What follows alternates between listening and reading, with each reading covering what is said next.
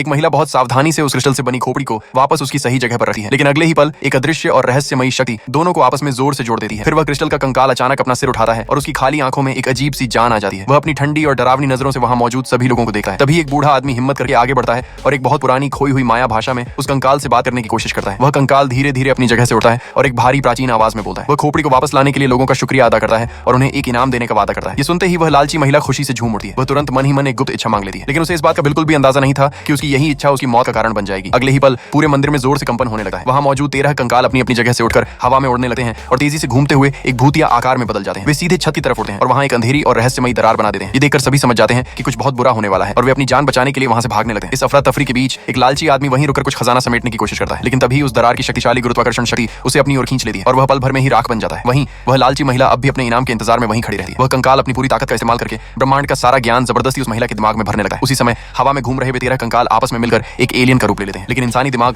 ब्रह्मांड के इतने बड़े और जटिल ज्ञान को नहीं संभाल सकता। कुछ ही पलों में उस महिला का दिमाग पूरी तरह से काम करना बंद कर देता है और उसका शरीर राख में बदल जाता है। मंदिर पूरी तरह से टूटने लगता है, पत्थर गिरने लगते हैं और पानी का तेज बहाव सब कुछ तबाह करने लगता है। जब बचने का कोई रास्ता नहीं बचता तो चारों तरफ से पानी भरने लगता है। खुशकिस्मती से दरवाजे के पास खड़े कुछ लोग पानी के तेज बहाव के साथ मंदिर से बाहर निकल आते हैं। जैसे ही वे बाहर आते हैं उनके सामने का नजारा देखकर वे पूरी तरह से हैरान रह जाते हैं। पूरा खंडहर तेजी से घूम रहा था और बीच में बना वो पिरामिड अचानक गिर जाता है। उस मलबे के बीच से एक विशालकाय एलियन स्पेसशिप धीरे धीरे आसमान की तरफ उठने लगता है। तभी एक तेज और चमकती हुई रोशनी होती है और वह स्पेसशिप पल भर में ही गायब हो जाता है। ये सब देखकर वे लोग समझ जाते हैं कि जिसे दुनिया सदियों से सोने का शहर मानती आ रही थी वह कोई खजाना नहीं बल्कि एलियंस का एक गुप्त ठिकाना था। वो आदमी मलबे को देखकर बस यही सोचता है कि काश वह एक सोने की ईंट तो साथ ले जा पाता।